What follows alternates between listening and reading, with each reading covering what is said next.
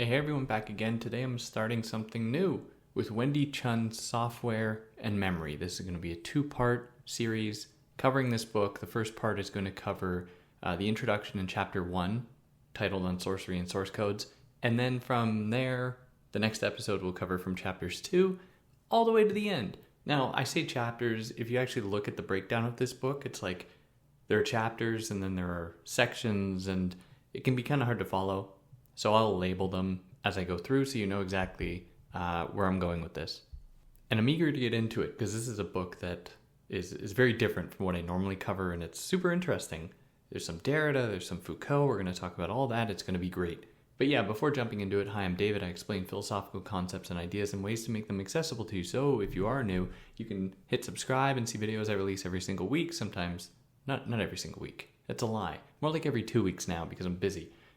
Or if you found this on YouTube, you're going to be able to find it as a podcast if you're into that. That way you can just listen to it. And won't that be so nice? If you found this as a podcast, you can also find it on YouTube where sometimes there are videos. And how fun is that? It's so fun. If you feel like contributing in other ways, monetarily or anything like that, instead consider donating to one of the organizations listed below to help Palestinians and Lebanese in need. Right now, it's amazing that this is still going on. Of course, it has been going on for 75 years, but that there hasn't been a resolution blows my mind. So please, if you have money and are willing to spend it there, it would mean a lot. But yeah, cool. Let us jump into Wendy Chun's Software and Memory. Now, I'm not going to be able to cover every single detail of this book. She goes through the whole history of like cybernetics and tech and all of this. And I'm going to try to give as much as I think is necessary to understand what's going on. But clearly, this is no replacement for actually reading the book. But you know that. You're all intelligent people. So let's start with the introduction titled Software, a super sensible thing. And just from the title alone, this really evokes a lot of what she's going to talk about in terms of the distinction between software and hardware. Where software, referring to programming, coding, the kind of rigorous underbelly of user interfaces, of the internet, of tech, and all of that doesn't have physical components. That is, it's not hardware. So hardware refers to the physical, like chips and wires and all the physical stuff. Software assumes then the status of being like ephemeral, like being vaporous. Vapous. I don't know, being vapory, being like misty, almost then taking on a kind of mystical quality, which she's going to problematize throughout this book. So she starts out by applying the study of media, and specifically the internet, to the story of the people trying to discern an object when they're blindfolded and a group of people are trying to figure out what it is that they're touching. So in this case, it happens to be an elephant, but they don't know that. And so there are 5 people or so, each of them blindfolded, and each of them goes up and touches one part of the elephant. And then they come back and they describe what they felt. And they can't really put it together because they're all feeling different things, even though they're all touching the same thing. And the challenge there, and the challenge when looking at the internet and looking at media, is that no one really knows how big it is. Nobody really knows every corner of the internet. It is a big thing. It's huge. And it's really difficult to grasp its effects, to understand where it came from, to understand the different forces working on it and shaping it. Like, it's just way too big to understand.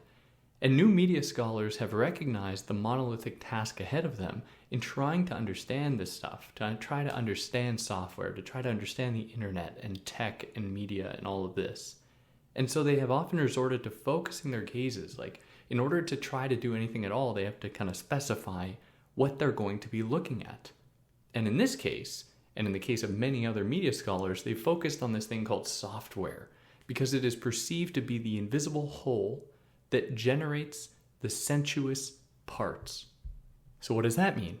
Well, it's referring to, or software is referring to that programming, coding, the kind of infrastructure, the digital infrastructure required for what you see when you're on your computer or you're on your phone or whatever, that's only made possible because of programming, because of coding, because of software.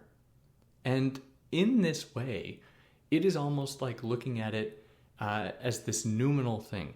Noumenal, I'm using this word to refer to Kant, really to be short about it. Kant says that, there's the stuff that you can see and touch and feel in the world. He says that those are phenomena. So if I touch the table in front of me, I'm perceiving it, I see it, I can smell it. It probably doesn't smell like anything. I can touch it. I'm engaging with the phenomenon of this table. But Kant says, there must be something here that exists outside of human perception because, I don't have another sense that might give me another quality of this table. I just have the senses that are made available to me.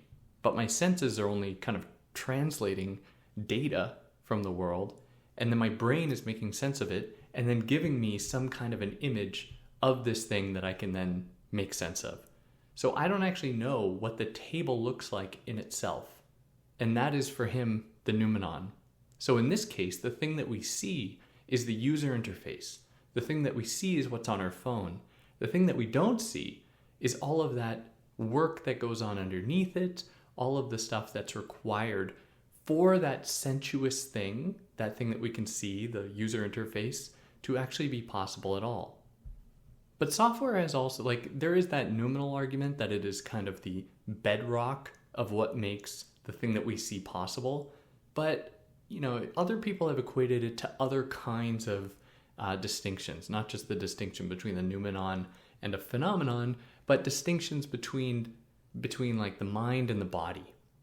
Distinctions between rationality and irrationality, between culture and anything else. And this will serve as a kind of template for Chun to think through many other kinds of binaries, specifically the binary between hardware and software, or between software and user interfaces, and so on. And so software has come to stand in for so many other things as this kind of ephemeral, nebulous, vaporous, I don't know why that word's eluding me. The binary of hardware software has been used to describe the brain and the mind, for example, as I said. Yet we know so little about software, we really do. Yet there are some fundamental principles to it. Now, I should have said this earlier. I don't really know anything about coding, about programming, about software. I know so little. So, just understand that as I'm going in here. Because you don't really need to have deep knowledge of that stuff to understand Chun's argument. If you did, I'm sure that the argument would be a lot more fruitful and interesting. But in any case, I hope that it's still useful to you. And we know so little about software. Yet we use it as a metaphor for so many things, where hardware is like the human body, and then software is like the human mind. And so we use software as a kind of metaphor to describe so many other things, and hence the emergence of various ideas about the human mind being replicable within tech, within software, with AI. And in doing that, we see less, despite what the Silicon Valley type tech bros like to claim, like they are somehow approximating the human mind. We should think of it more that as these generative AI and neural networks apparently come to mimic the human mind, it says less about these tech bros succeeding at mirroring the human mind, and it says more that our minds have become more like robots. We have become more like repetitive automatons, incapable of thought, that can then be easily replicated with these kind of software. But in any case, software here serves as a metaphor for the mind. But insofar as software is something that's incredibly difficult to understand, or to understand the breadth of, or to really grasp at all, it is an unreliable metaphor. It is what Chun calls an anti-metaphor. It's like an anti-metaphor metaphor, weirdly enough. And so in a sense, the complexity of software matches the complexity of our world. And I say that, but as Chun will go on to explain, software, despite all of its complexity, has some pretty rigid requirements for it to function at all, like for programming, and how programming relies very heavily upon the command and action syntactical pattern of all programming, where within a program, there's no room for metaphor. In programming, everything has to perfectly refer to something else. And so another thing we're going to really unpack is the way in which programming and the language of programming, whether it's HTML or C++ or JavaScript or whatever other one, I really don't know much about this, all of this is the dream of a logocentric knowledge, which I'm going to explain in a lot more detail later. But if you go back to the Greeks, there was this idea called logos. Logos has many different connotations. It would be the root for like logic, how we understand reason. But in short, what it refers to is the accordance of speech and the spoken word as a pure kind of presence, and the connection between the spoken word and truth. Now, Derrida picks up on this to say that such value attributed to the spoken word could only come about by a condemnation of writing. So instead of the spoken word, which was viewed as being present and therefore closer to truth than the written word was framed as being like a dead language. You know, you write something down and then you can send it off somewhere. No one can challenge it because the person who wrote it isn't there. It's going to reduce people's capacity for thought, yada, yada, yada, because people write stuff down instead of actually thinking and arguing their points. So Derrida identifies that the dream of logocentrism is to have a situation in which, or a belief, a widely held belief, that speech and truth share a kind of intimate connection.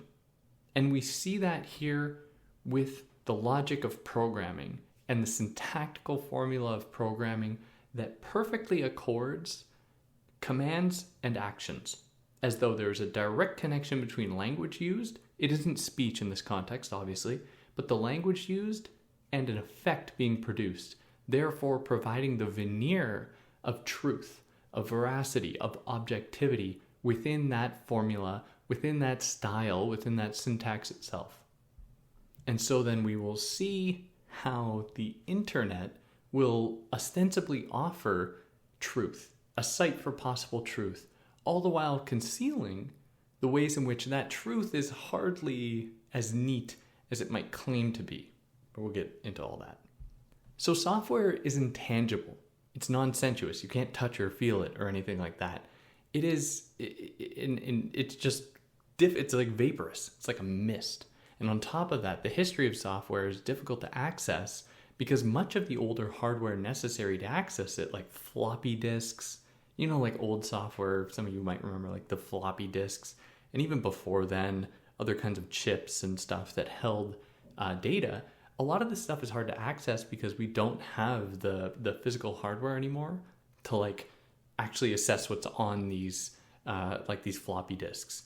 And this contributes to the general idea that software is somehow this magical, it's even hard to describe. It's almost like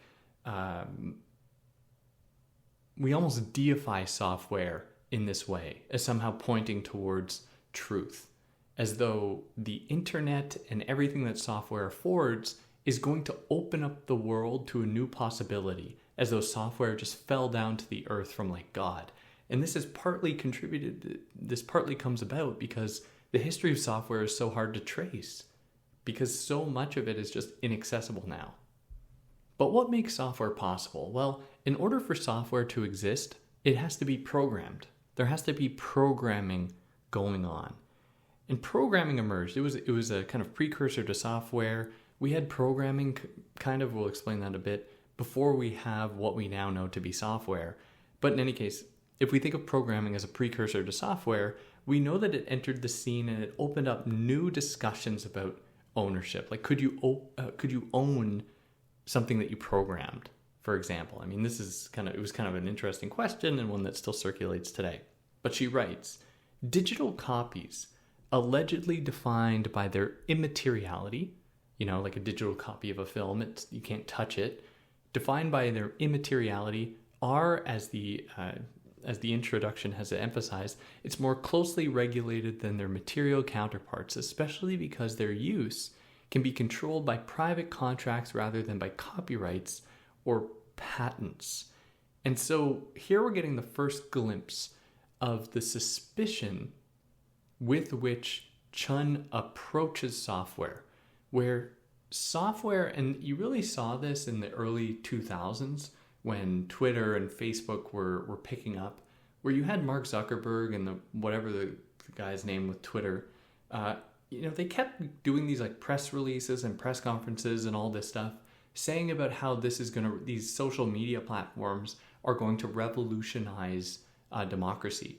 It's essentially going to realize the promise that Kant had attributed with enlightenment, where in Kant's essay, What is Enlightenment?, he says that enlightenment is marked by the transformation of people, or the end of people's self-imposed tutelage, which means the end of people's belief or submission to rulers in their lives.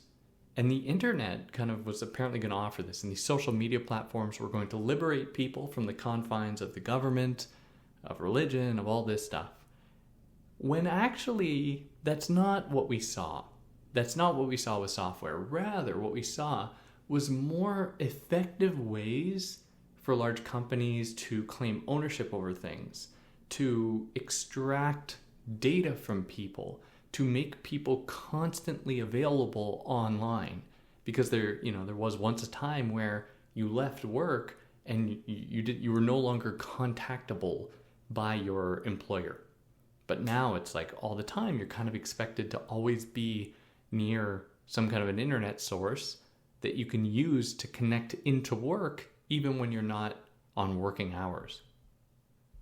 But the question around copywriting, specifically programs, is really important because thinking about it and the way that the courts would respond to it essentially would be responsible for transforming programming from a verb to a noun.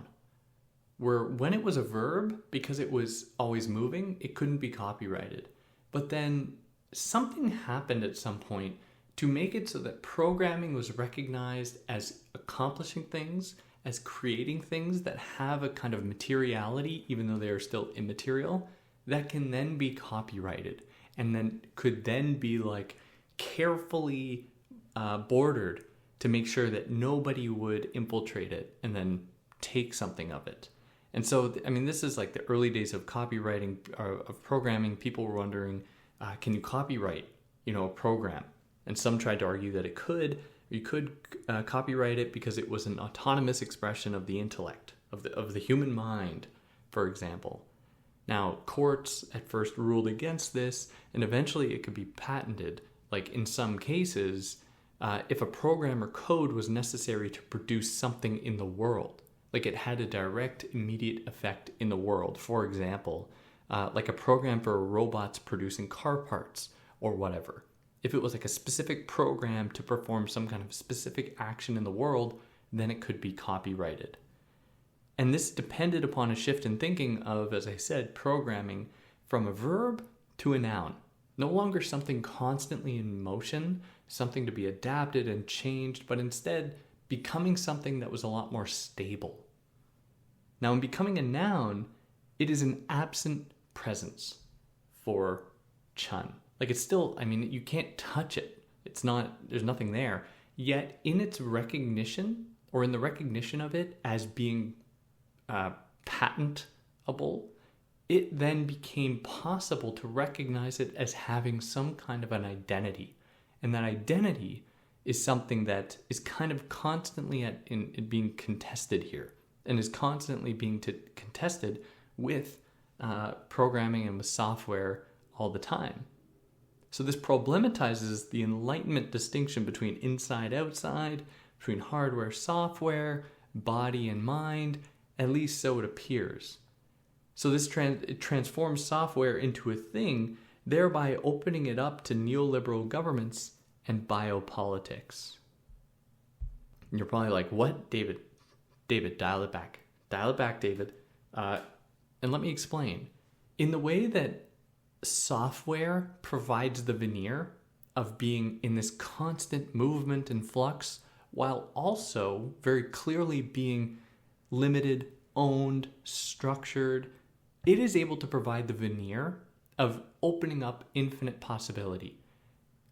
But, and as Chun is going to show us with these terms like biopolitics and governmentality, that actually this freedom offered by software and programming is more of an illusion than an actual quality of software. So suddenly data would take a life of its own, where programming and one of its counterparts, algorithms that rely upon data and data acquisition and data reading and all of that, it would take on a life of its own. And it would structure and restructure the human into a computer, or the human into data, where there's a popular phrase within media study scholars and all that stuff where they're like, if you use a program online for free, then you are the product. Then you are being used. There's something that they're getting from you that, they're not getting because you're paying them. And that thing that they're getting from you is your data. You are becoming the product. And they will then use this data and sell it to advertisers or scary other people, turning you into this data point, turning you into something readable, like a computer program almost. But a lingering question is like, how much of this data extraction is actually data extraction? And how much of it is really just like, setting up the conditions to produce, the certain kinds of outcomes that the algorithm really wants. So we live in a hyper-capitalist world, and then on the internet, so many different programs, so many different sites and whatever is going to take our data and then sell this to advertisers. And in doing so, it provides the veneer as though it's just neutrally capturing who we are. It's just neutrally just like reading us as human beings and then transforming that into a commodifiable data point. But is it really a neutral expression of who we are? Is it really possible to transform humans into data? Or is it just taking components of us, things that it's observing within us, and then situating that within the certain ideological and cultural framework that we live in, like a capitalist one, and then just confirms what are already in place in terms of capitalist exploitations about human want and need and all of that. And so it isn't as though it just reads humans objectively and neutrally, rather it reads them within a context. And in doing so, reveals the extent to which that we are it's not that we are robots because of our relationship with technology, it's that we are robots because we live in a capitalist world. And a lot of the time we point to technology and it's like, this is the whole Black Mirror thing. It shows like Black Mirror that try to present the horrors of unbridled technological development. And I think that all that does is try to conceal the fact that we are already robots. You get up, you work your 9 to 7, ridiculous hours. You work your life very rigorously disciplined. You probably wake up even earlier and take an ice bath if you're one of those Instagram dudes. Take an ice bath and then work out. And you're being told that you're free this whole time. This is your freedom. Yet you live a very scheduled life. And this is guided by the dictates of capitalism and less by the dictates of tech.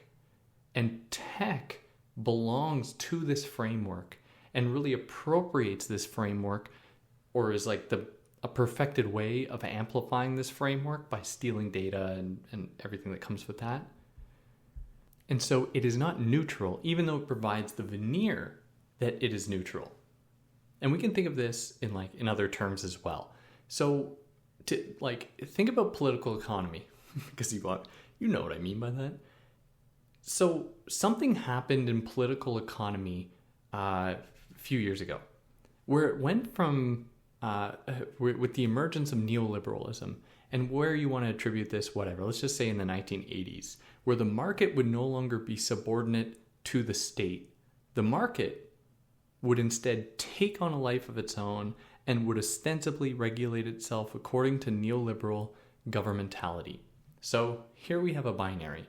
We have the state And then we have the market, where the state is apparently rigid. It has borders, it has rules and laws. Whereas the market doesn't see borders, barely has any rules, it will just govern itself. And in the shift in the late 20th century towards a more market-based economy, one that really relies upon neoliberalism, the end of borders, yada, yada, yada, sending jobs overseas, the story. In that was provided the illusion of ultimate freedom, because now you are no longer encumbered by religion or by the state or by your family or by anything like that. You can do whatever you want. We have capitalism at our disposal. It's just unlimited freedom. But how does that narrative, how does that claim conceal the secret rigidity of that system?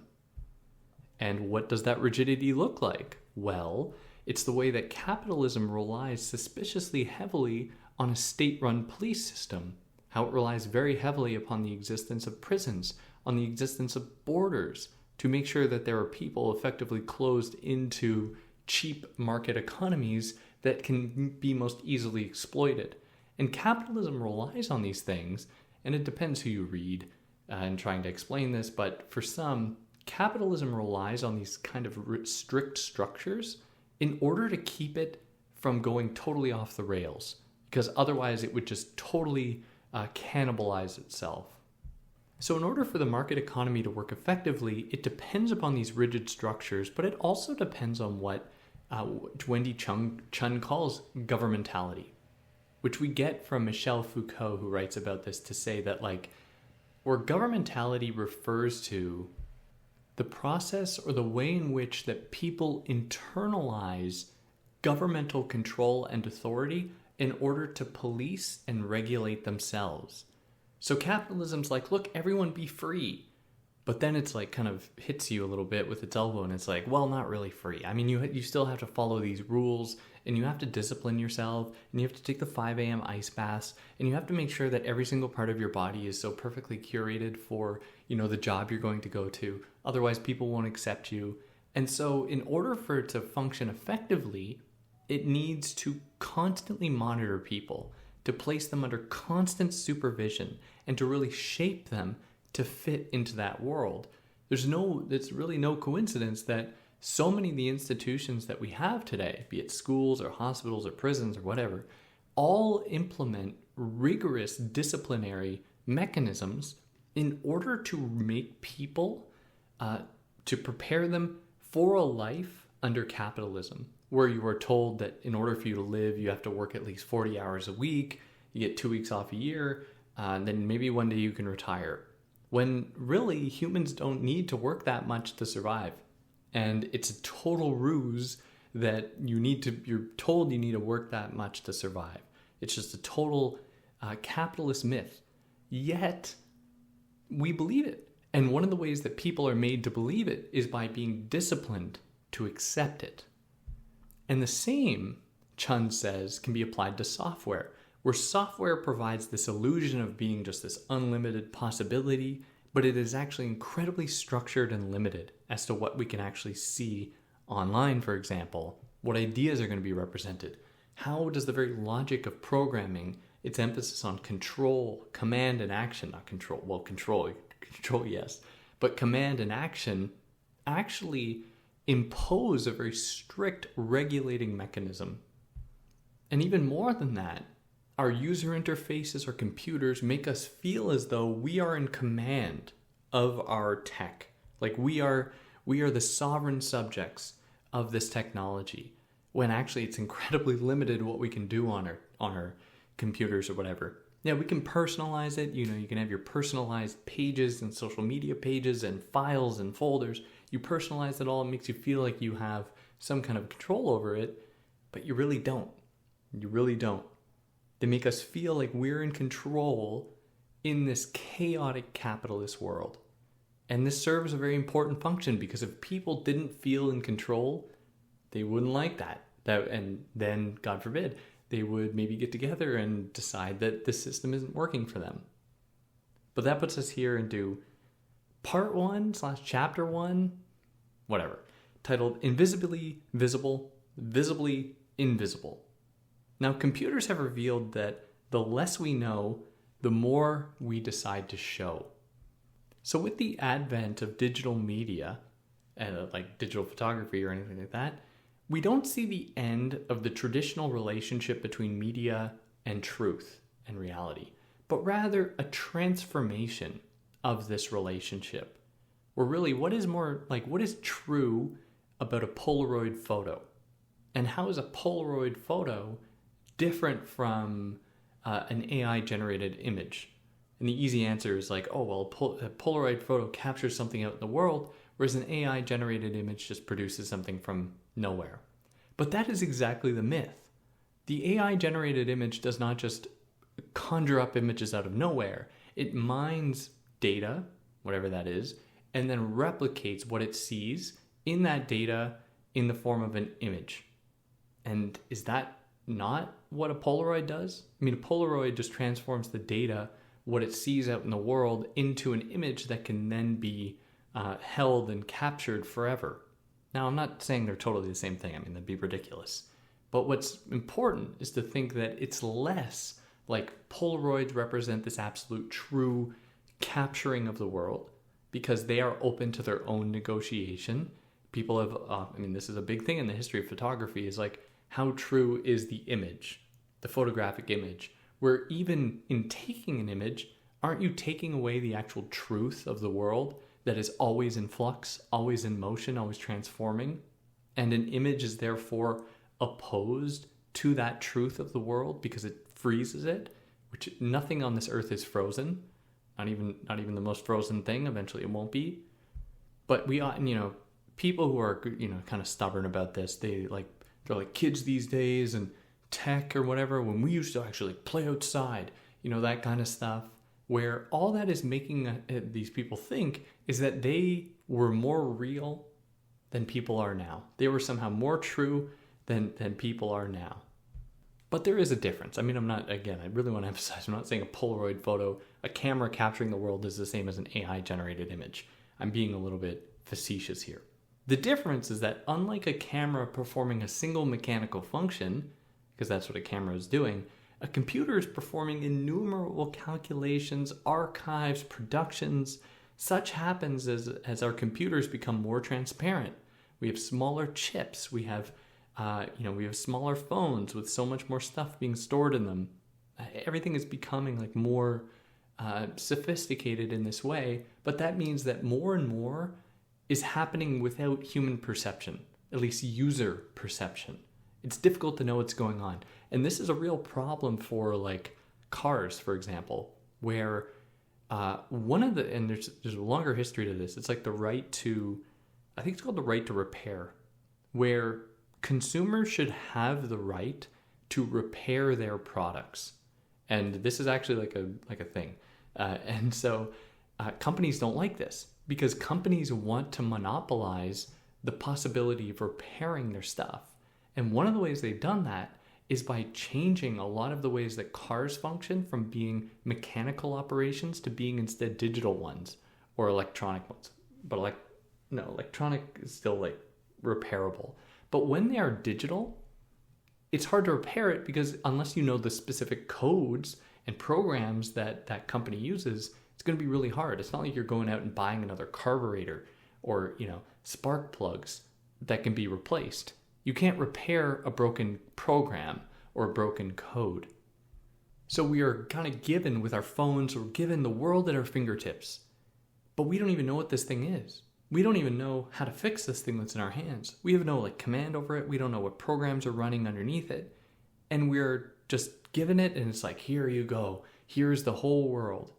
And so Chun says that it opens up, it turns it into a powerful fetish that offers its programmers and users alike a sense of empowerment without us actually knowing what goes on underneath. And this is exactly what she means by a fetish here, referring to Marx and Marxism, where for Marx, a commodity is a fetish object. It is a fetish object because its origins are concealed, and it just makes it appear as though this object just fell down onto earth from the sky. So what he says here is that when you consume an object, a commodity, you are deliberately, it's part of the capitalist economy to ignore the turmoil, the suffering, whether it be at the level of the workers or the extraction of resources through exploitative means or whatever, that made it possible for you to get your commodity. You have to put that out of your mind in order to just be left with the commodity and all that it offers you. It's like, if we actually, like, you think about it with your food, if you happen to be a carnivore, or even some vegetables are procured pretty horribly, or like batteries that go into our computers and cars and all of that, like, they come from brutal conditions. And the capitalist economy works by hiding those things and just giving us instead these commodities that apparently just like speak to us intimately. Like, they are then an extension of ourselves. They represent us. I feel like I'm finally being seen when I have the right commodity. It speaks to me. I mean, we're really approaching, I think this will be released in a couple of days, probably around December 1st or whenever. We're approaching the Spotify Wrapped period. I don't mean this to be an advertisement for that, but this is like one of those moments where a lot of people like, oh, this is a reflection of who I am, my Spotify Wrapped playlist. It's very interesting. And that puts us here into chapter 1. Before it's like part 1, now chapter 1. And I'm going to cover this, and then we're going to stop and pick up from there. So chapter 1, on sorcery and source codes. So with programming becoming a noun, it can take on a status as an origin, and therefore as logos, the action that permits reproductions. Because now that programming is a noun, it just can be like the point from which other things usher. Because to frame it as a verb, as something someone does, it doesn't have the kind of stability that comes with recognizing it as a noun. So in all of this, her point is not to try to like go back to some dreamed of golden age of technology. She's not saying that at all. She's not saying we have to turn back the clock. She's advocating for more actual, real empowerment, people's empowerment over tech, over media, over all of this stuff that we use. Because right now, so much of what we use is manipulated for market interest, for governmental interest, for religious interest, for corporate, like everything like that is at play that people are just not aware of when they use their tech, let alone like surveillance, data extraction, all of that. We are just denied actual empowerment when it comes to engaging with these devices. But let's go back to this idea of logos, the action that permits reproductions. That is exactly how Derrida refers to it when he reads Plato's Phaedrus. Because Plato's Phaedrus is a story about Phaedrus running up to Socrates, and he's like, bro, Socrates, I've discovered the truth of love. And Socrates just jumps into action, grabs Phaedrus, and they run outside the city, frolicking through the field together. And Phaedrus is like, okay, Socrates, sit down under this tree, and I'm going to tell you about the truth of love. And he proceeds to then read the script that's under his cloak. And Socrates is like, my guy, did you really think you were just going to bring me out here and then recite some written thing to me? Is that really what you thought you were going to do? And then Socrates is like, don't you know that writing kills imagination? That writing will mark the death of philosophy? Because with writing, you can't arrive at truth. Writing is just going to allow you to consume something and then forget it.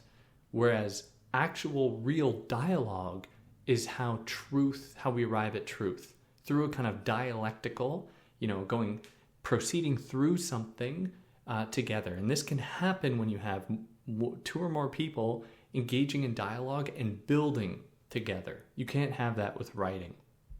So then Socrates tells Phaedrus the story of the mythical god king of Egypt. Was it Egypt? It was Egypt. Sure. Let's just say it was Egypt.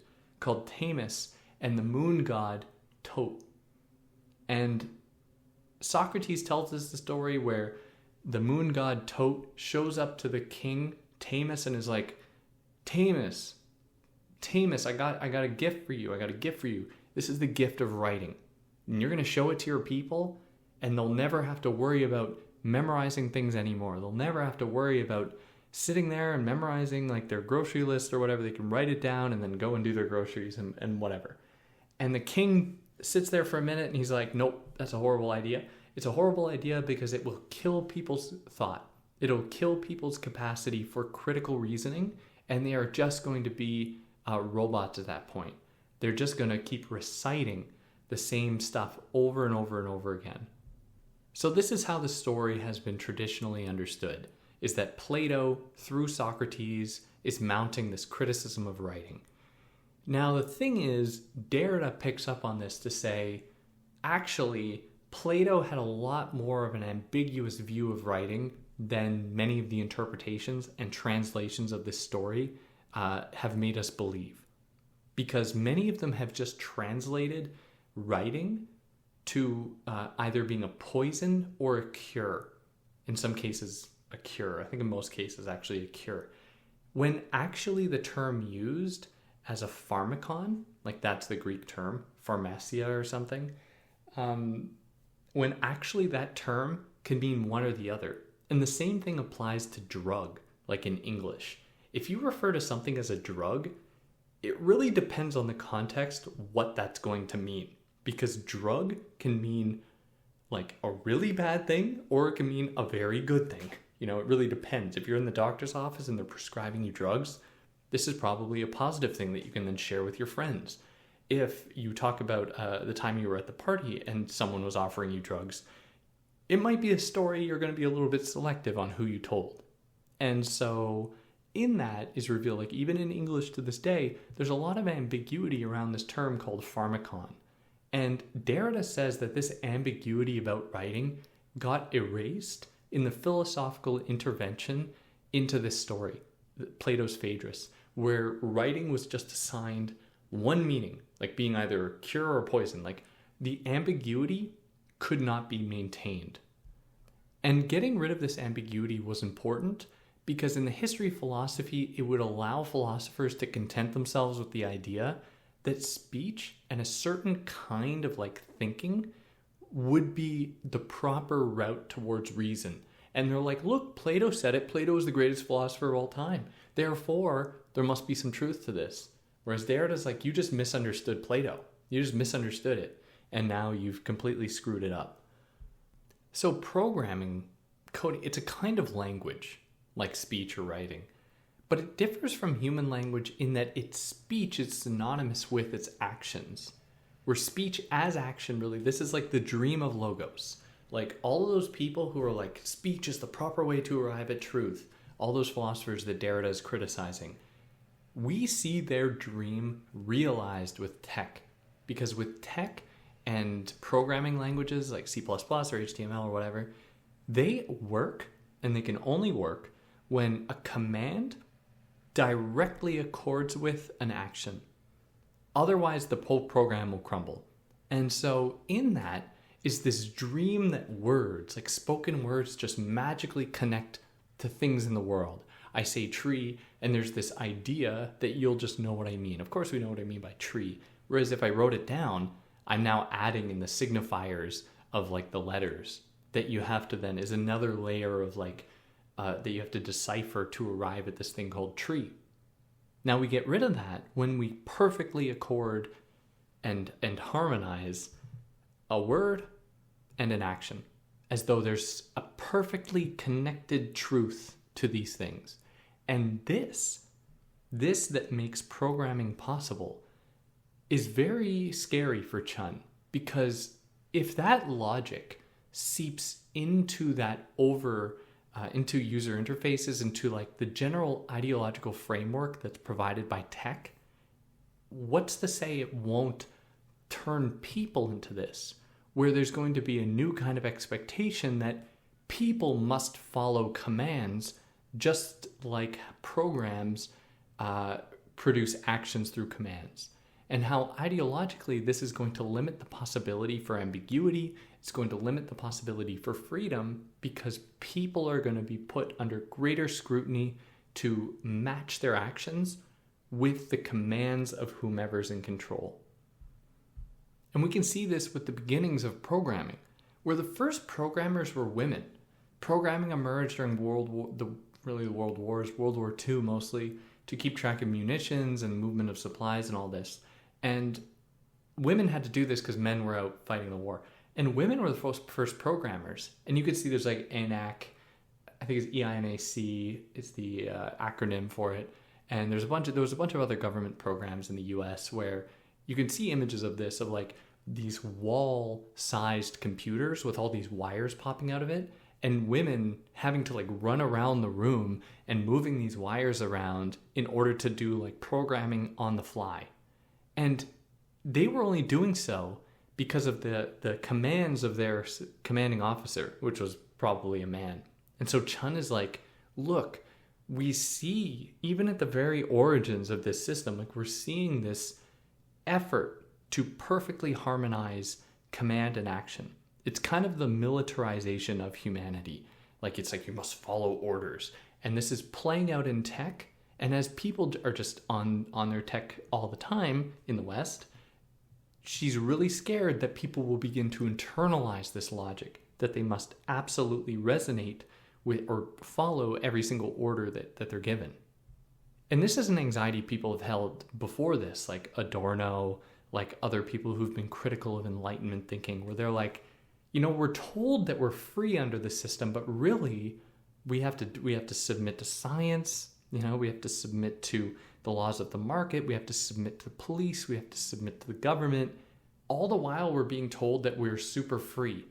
And that's kind of a scary place to be in because, you know, it's hard to break people out of that and make them see just how controlled and regimented their lives really are. And there's a lot more to say about the gender dynamic here. It was ENIAC, I think. I say ENIAC? It's ENIAC, I think. It was like electronic something integrator computer, something like that. Whatever. It's like this big wall-sized thing. And it would help calculate weather patterns and all this stuff. And it was big. Programming is done, like I said, people were running around the room and all of that. But it was associated with women's work. Programming was a woman's job at the time, showing how, you know, culture would play a part here. And the women who worked on it possessed esoteric knowledge because there weren't manuals or anything for this stuff. This was a totally new tech. They were figuring it out on the fly.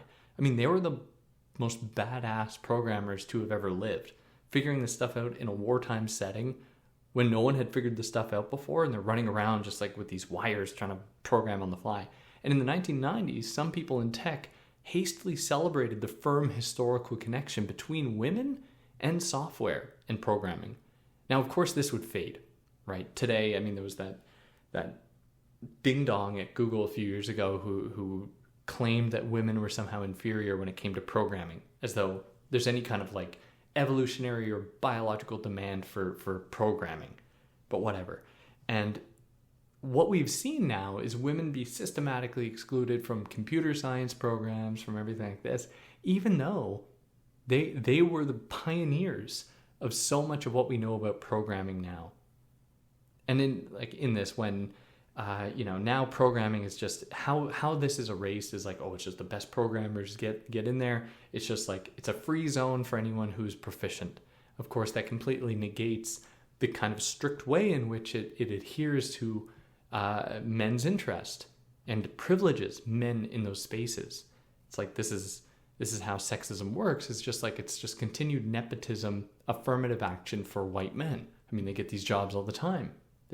But no one brands it as affirmative action or that they're undeserving of having it, or it's not like DEI getting them these jobs. It's just like, oh, it just happens to be that way because they've obviously worked the hardest.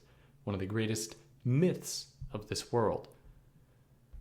But, I'm saying that tech and software act as a kind of logos. Like there's this perfect harmony between commands and actions.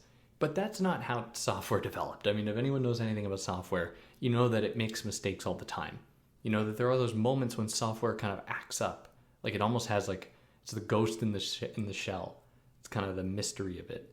This is something that I think Heidegger entertains, certainly Baudrillard, others who are like, as tech becomes more and more perfect, so to speak, we see just how imperfect it is kind of one of the points here. So only after repeated translations, compilations, failures, does tech begin to navigate or kind of become something that is consistent, that has a kind of quality. And even so, that reveals that it didn't just fall down to us from the sky. It rather has a history, and this history informs what it is. But by ignoring that history in favor of just dealing with the thing as it is, we're kind of left out of the picture a little bit, and we don't really know the full story.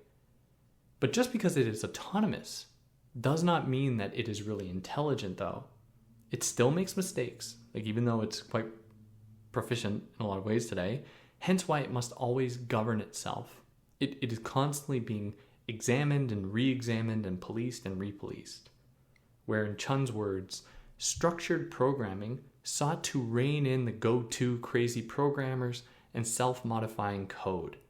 And in doing so, it tried to make coding more transparent, apparently, as though then it could then be open to overall scrutiny as a way to rein in those bad examples of coding or coding that didn't properly comply with the dictates of whoever was contracting out these coding jobs or whatever, these programming jobs. And it's okay, it seems like it's incredibly regulated then, and not just this free space for creative expression or whatever. Now, beyond code as logos, it has also been recognized as a law, but not as the sovereign conception of a law, rather as a dynamic one, constantly changing and mutating, always welcoming different ideas, at least apparently, alternatives, and so on. And this is one of those other things that provides the veneer of its being free and open and democratic, while also being incredibly restrictive. So source code then, as source code referring to, the specific coding elements that you need to begin a project and to help you perform certain functions. Again, I'm not super proficient in this stuff, but it's kind of, you get it. Of this, Chun writes that source code becomes thing. It becomes a noun. The erasure of execution. It follows from the mechanization of these power relations, the reworking of subject-object relations through automation as both empowerment and enslavement. So with automatic programming, we see the optimization of these logics, of the transforming of subjects into objects, of these power relations and so on. We see their optimization of these logics by transforming, in her words, singular instructions into a language a computer could write. And that is exactly it when we're dealing with artificial intelligence and generative AI that sell us the idea that they are getting really good at mimicking humans, when it's really or have humans become so robot-like that what we're seeing on computers apparently mimicking us, it doesn't actually reflect us as humans, but reflects us in what we've been transformed into, in terms of cogs in a capitalist machine that we just write in the most rudimentary, to the point way. It's getting rid of all metaphor, it's getting rid of all poetry and beauty and everything like this in favor of just pure standardized brutalism in representing the human being. And this permits programs to even speak with one another. I think there's a lot of mystery still about the way that generative AI and stuff is able to collect and make sense of its information. I think that this is a kind of a mystery even among the programmers and stuff, where it's pulling from so much data that it's impossible for anyone to keep track of it. And it's using this data and making sense of this data in a way to produce something that ostensibly represents or mirrors a human. And so in this case, it kind of takes on the status of the mind, where the hardware, the physical computer itself, is kind of like the body, whereas the software is kind of like our minds, that complex area where there are these connections being made, where things are happening, and yet we have no idea how it really works. We don't really know how the mind works. And we're going to talk about this more, where some people then interpret this to be look, we are really just computers. Humans are really just computers. We just data sense, we just perceive things in the world, internalize it, and then repeat those things. When it's is that really the case? And as Chun will argue, that idea goes all the way back to through the history of cybernetics and through the effort among the US military to make humans more effective killing machines, with more effective technology and military armaments. So she's like, it's not as though the human is like a computer. It's that we've been shaped to become like computers because of the military, which we'll talk about next time. But programmers did not always welcome the introduction of automatic programming because they believed it was only capable of reciting the same stuff over and over and over again, instead of being like the proper... this is kind of like the writing thing in Logos, whereas like programmers are now like, real programmer doesn't just recite the stuff or code, like just recite like old code. Instead, they're making it up as they go. Or if you play chess, chess players will often demean other players if they just rely too much on theory. Theory referring to the memorization of openings and stuff. Whereas real chess players are like, I don't need theory, I just calculate in the moment. And this provides this makes it seem as though it is more legitimate because it's not pulling from something before it. It's just an example of the spontaneous eruption of human knowledge and potential. So the programmers are like, look, we're doing this real thing, this real spontaneous human act of creation, whereas automatic programming or coders are just like repeating stuff that came before. And this shows a kind of logocentric dimension at play here, where programmers, in the way that they frame themselves as being spontaneous and creative and all of that, assume the status of logocentric knowledge, all the while concealing that there are these very strict coded things happening here that are limiting their possibilities, where they aren't just these pure, free thinking beings. Instead, they're incredibly regulated and regimented. So with automatic programming, programmers and users are resembling each other more and more, while providing the illusion that people have more command over technology. We're programming languages like neoliberal economics. They model the world as a game to be commanded, to be turned into data and stats and figures and all of that. So with automatic programming languages, we are seeing language emerge as though without any connection to the world at all, to people and cultures. The only connection it has is that it's like, this is pure logos. No one ever says this, but it's kind of like what they're saying is like, it is more human than human. It's the perfect connection of command and action. It is the dream of language, and therefore should be celebrated. And this is just the language then of neoliberal capitalism. That's all that it is, really, while it erases this fact. And she refers to this as the fetish again, where source code takes on a kind of fetish quality, we said, one that erases its history. Where in Chun's words, she says that a fetish allows one to visualize what is unknown, to substitute images for causes. Fetishes allow the human mind both too much and not enough control by establishing a unified causal field that encompasses both personal action and physical events. So we are just left with the user interface, and the user face, and we then fetishize it in erasing its history. And so we are just left with this thing, kind of allows us to make sense of what's just in front of us, and by ignoring so much, we're able to get rid of so much of that chaos. And this is just really meant, though, to highlight the way in which there are these strict regulations underneath all of this, to provide the veneer that it has this kind of universal quality in adopting the kind of neoliberal logics that go unseen. They're often hard to identify. And so we're given the sense that, we have knowledge. We're given knowledge. We're given command over everything. Where Chun is like, that is part of the problem here, is we are denied so much knowledge while being told that we have all the knowledge of the world at our fingertips. And this isn't even factoring in the way in which like what you see online is really curated and catered through algorithmic interest. Just like how libraries only reflect, like, for the most part, white people history. The same thing with tech. Tech doesn't live outside of this white supremacist, Eurocentric bubble that we see in the West. Like, it doesn't live outside of that. It replicates it and continues it while providing the illusion that it has broken from it. We're like totally free now. We aren't burdened by the past or whatever. But yeah, we'll end there and we'll pick up from the next section titled Computers That Roar. On that note, if you like what I did, you can like, share, subscribe. Tell me what I got wrong if I got anything wrong. I'd love to hear about it. You probably have way more knowledge about tech than I do.